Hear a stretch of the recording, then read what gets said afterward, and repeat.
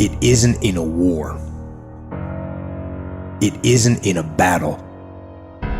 It isn't in a melee of fire and destruction that most of us succumb to weakness.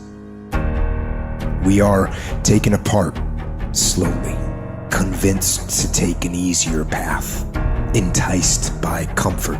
Most of us aren't defeated in one decisive battle. We are defeated one tiny, seemingly insignificant surrender at a time that chips away at who we should really be.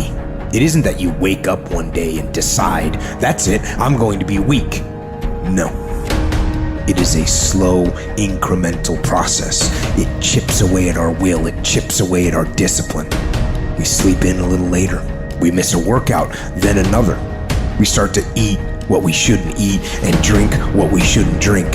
And without realizing it, one day you wake up and you've become something that you never would have allowed.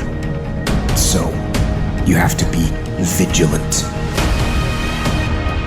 You have to be on guard. You have to hold the line on the seemingly insignificant little things that shouldn't matter, but things that do.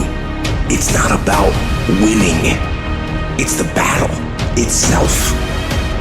It's the struggle. It's the daily test. That's what life's about. I want to struggle. I want to grind and claw and scratch, and I want to dig in and I want to push. And I don't want it to end. I don't want to rest, and I don't want to coast. And I don't want to reach a point in my life where I say, I've done enough. No.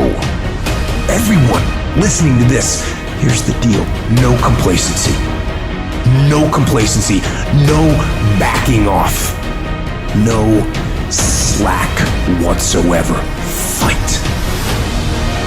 The standard is the standard. We don't lower it. We compete, we fight, we scrap, we live to fight another day. We don't retreat against nobody. That ain't talent. That's essence. That's core. That's who I am as a person.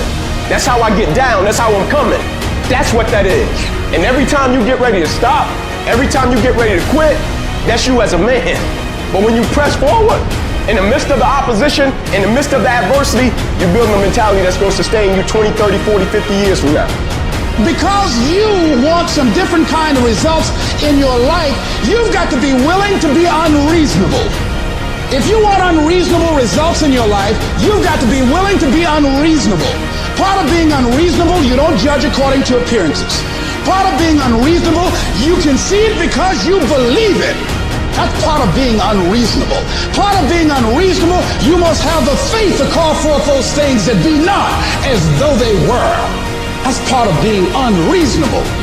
And so I started going to work earlier. I started being the last one to leave there. I started working harder than anybody else. The other guys could not. Why would you work so hard, Les? I said, I'm not working for them. I've been cheating myself and my family. Wherever you are, whatever you're doing, do it with everything that you have. Develop the habit of giving more than what you're paid for.